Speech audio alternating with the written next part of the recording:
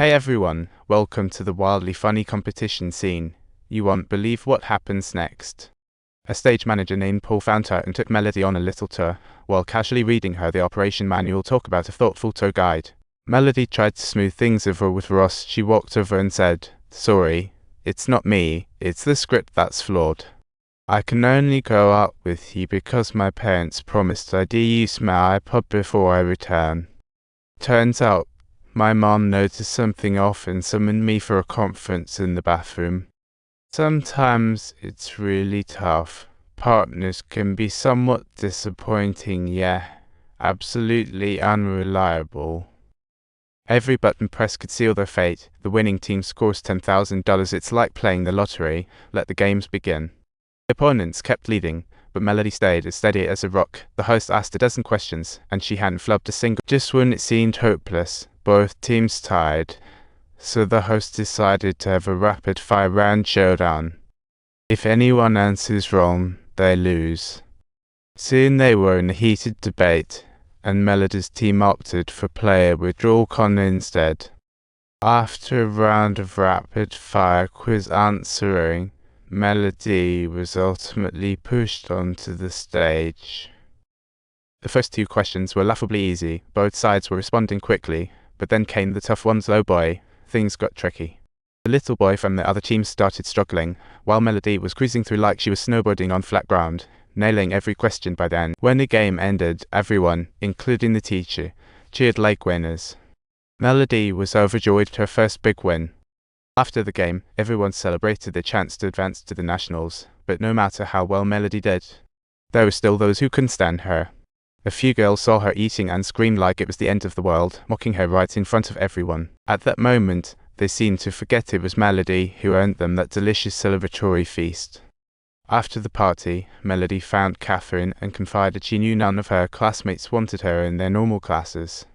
Catherine was baffled why she stayed calm if she were trapped in a fish tank for years. She'd be so mad she'd punch a wall. Melody cracked a cool joke to lighten the mood. Melody was embarking on her first ever adventure on a plane. Though inexperienced, she was buzzing with excitement for this journey. She longed to stay in a fancy hotel. The tidy rooms delighted her. She thought this would make Mrs. Little Y proud. Just before leaving, Mrs. Little Y gifted her a shiny pair of golden shoes. Oh yes, they were the ultimate dream item. But not everything was smooth sailing. Before going to Washington, the teacher arranged another meal, but left out Melody. Everyone else just dug in.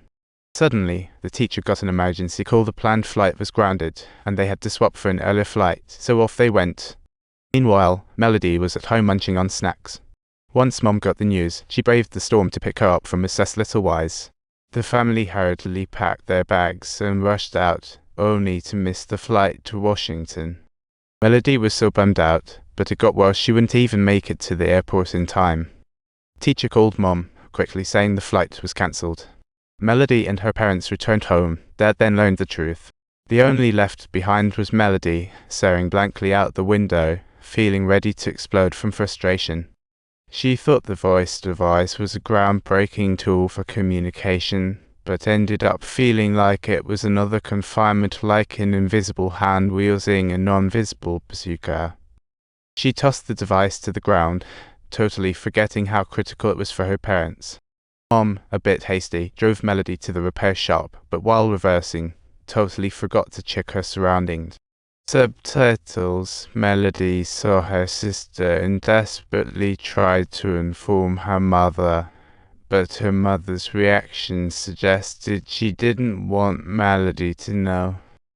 Fortunately, her sister only suffered minor injuries. The aftermath of the incident left Mom filled with immense regret, and she didn't hesitate to openly express her feelings. "This is totally your fault. Look at me. I'm such a rebel. You tried to warn me. Take it easy. I've been thinking about her from morning till night. Are you really going to make me suffer like this?" "Yeah, I will. Every single time I make a mistake, you have a voice." "Yes, It is indeed beautiful. You've got so much for me. Yes, could you please use your own voice, okay? I want to hear you sing, shout, and belt it out. The only thing I know are bad jokes. I'll defeat you, and let me say what I've heard. Okay, is everyone all set for breakfast? Apart from me, just take a look at the way you eat is truly an unsightly scene. Gosh. Shush, she's over there gobbling up food, and we never saw that coming, no matter what I did. You never treated me as if I were a team player. That's not true. Your success is holding the team back. I've got something to tell you, but you're going to have to wait a bit. Alright, there are always those cloudy days. Or a busted elevator, or a faulty probability tool. It sure smells terrible, but that's the reality. It's as low as the seat, but you just shut me down.